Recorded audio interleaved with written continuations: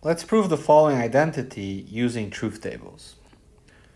So we're going to show that for any sets A, B, and C, if you take the union of B and C and then you intersect with A, it's going to be the same as taking the intersection of A and B, taking the intersection of A and C, and then taking their union.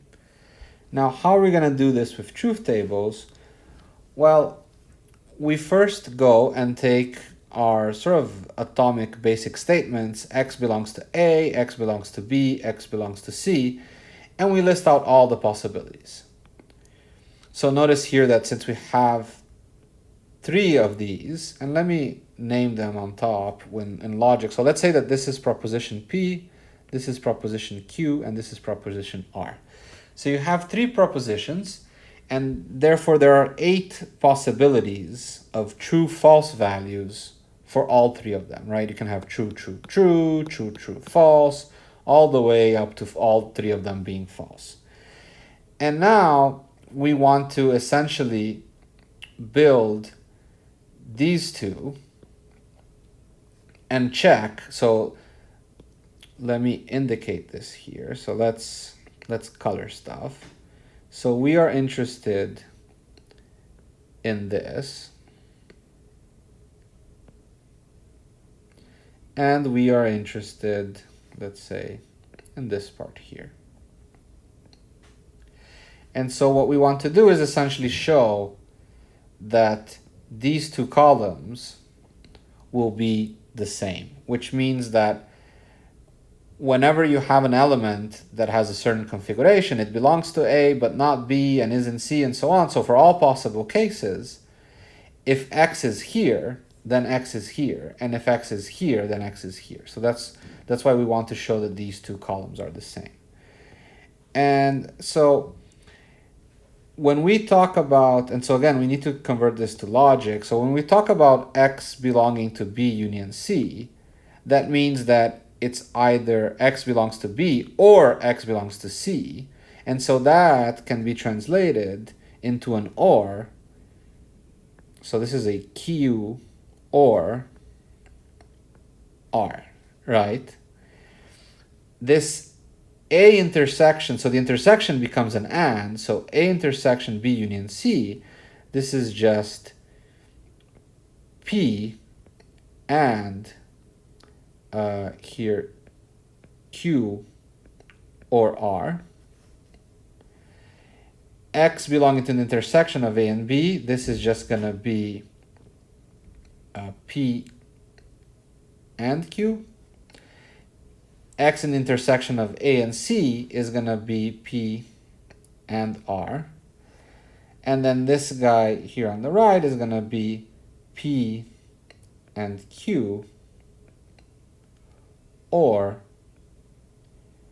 P and R. And C, sorry. Oh no, and R. That's right. C is R.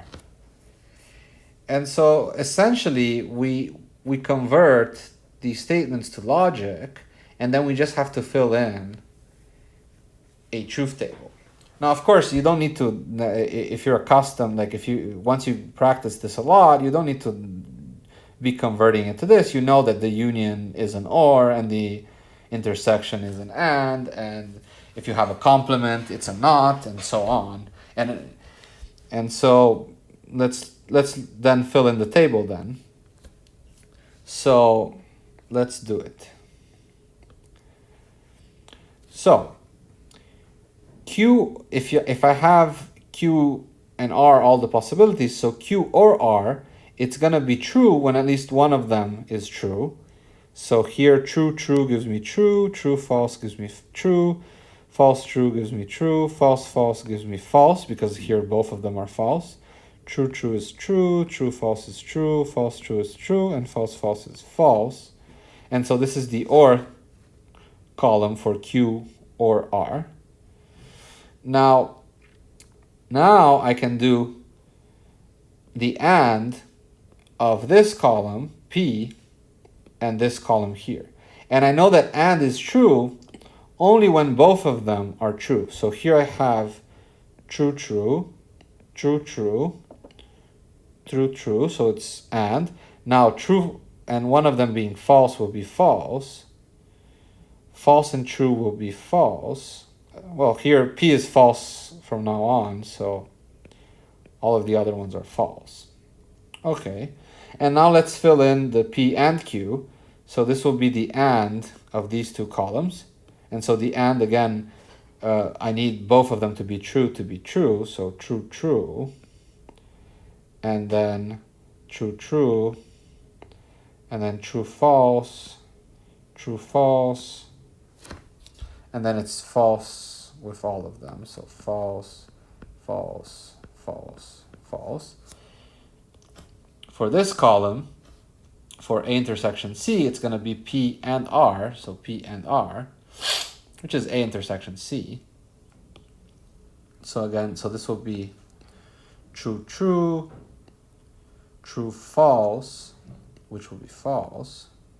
This will be true, true, which will be true, true, false, which will be false, and then all of these are false, so you just get false. And finally, this column here is going to be an AND, it's going to be an OR of these two columns here. So here I just need to do an OR of these two columns, and the OR I just need one of them to be true. So true and true will be true, true and false will be true, false and true will be true, and everything else is false. And now I just need to look at these two columns. And since both of these columns are the same for every value, that means that these two statements are logically equivalent, which means that it's logically equivalent to say that x belongs to this and x belongs to the right-hand side. That means that x belongs to the left-hand side if and only if x belongs to the right-hand side. And so with this, we've shown in a very mechanical way that this set on the left is equal to this set on the right. Now, let me make a comment here. So every time you need to prove these type of identities, so you can do element chasing. It's worth it always to practice element chasing. It's very insightful, and many times the proofs can be much shorter. But this approach is very powerful because in principle, you can sort of solve all of these identities. But you see that the table can become very big. So the table grows exponentially on the amount of variables that you have. So if we had also a set D appearing here, we would then need 16 entries on the table and so on. So this can be quite expensive in terms of time and computation, but it's nice to have a technique that you just know that you can sit down and just mechanically solve. And so you're able to prove set identities in a very mechanical way.